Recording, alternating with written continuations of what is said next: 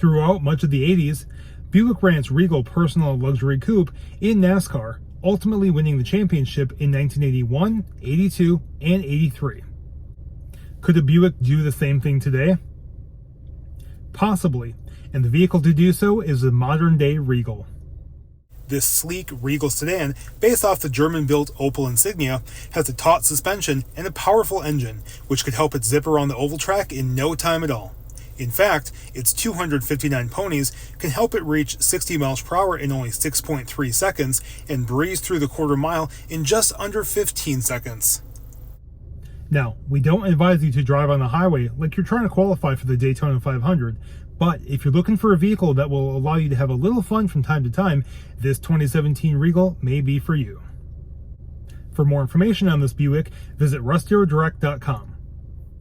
To make an appointment to see it, call our sales team at 920-731-1300.